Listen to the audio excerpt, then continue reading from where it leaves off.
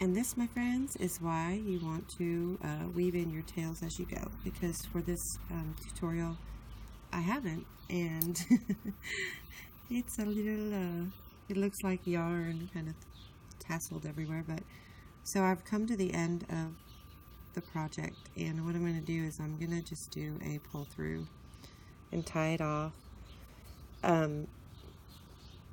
So now the border is worked in the back loops only of the top and bottom, and it's actually worked around the entire piece.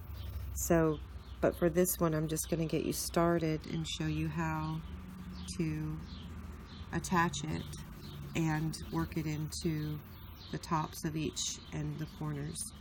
So what we do here is I'm going to just attach into the back loop of the very first stitch, and then I'm going to attach my yarn.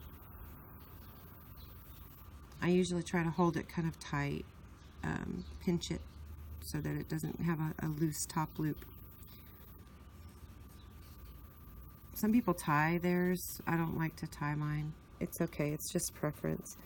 So chain one there, that's going to act as your first one, and obviously you can work this one into, but you're just going to work, actually you need to chain two because these are double crochets. So you're going to work into the back loops of each stitch across the entire row until you reach the end.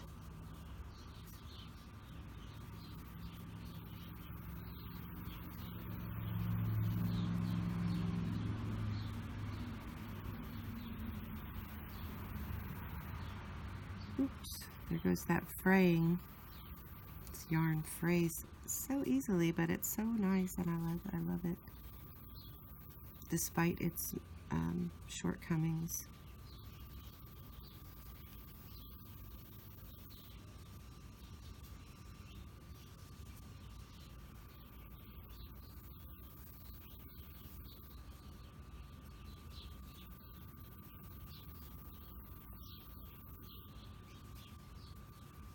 So we can pause this, and then when you're finished, we can come back and work the rest of it on the corners.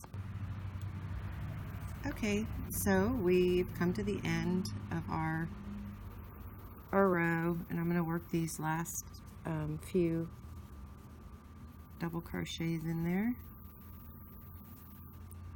And so I have two different border options here. The original that's in the photographs that my daughter was in, that one is a stitch like this, where I went around the entire piece and then seamed them together with black thread. But as I was contemplating that and whether or not that was a good decision, I decided that this stopping here might be better. If you decide to stop here, then what you need to do is add a couple rows. You know, this pattern works in multiples of 2, so I would at least add 2 more stitches here to your length in order to get the right length you need for the seam, if you're just going to seam it right here. But if not, so you work to the end, we're going to work that border. What you do here is you've got the very last double crochet, and then you have each row of color has 2 rows, a single crochet row and a spike stitch row. So what you're going to do is work into the top here of this row and work 2 into there. Normally you work 3 into corners to create a corner, but since we've already worked that last double crochet there, we're just going to do 2 into the top of that one, and then work 1 double crochet into the top of each color row. Okay, so we've reached our very last double crochet of the top row, and I'm going to work that one into there, and then I'm going to go ahead and work one more into that same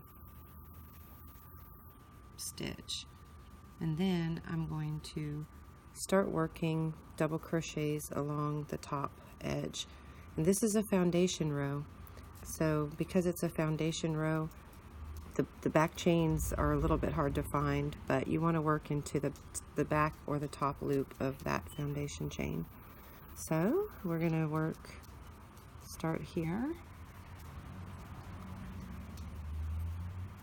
There's one, and this is where it gets tricky because see, it pulls for some reason, so you kind of have to twist them around. So that's that one, and make sure that you get into the right stitch there, the right back loop. And so once you complete these, this entire row, and you come to the end up here, you're going to do the same thing. You're going to do one into the very last one, and then actually two into the very last one, and then another one into the top to make a turning. So it creates a little kind of turn. And then when you complete those, you're going to piece these two together, fold them, and then sew in the tops with black yarn. So you sew it together.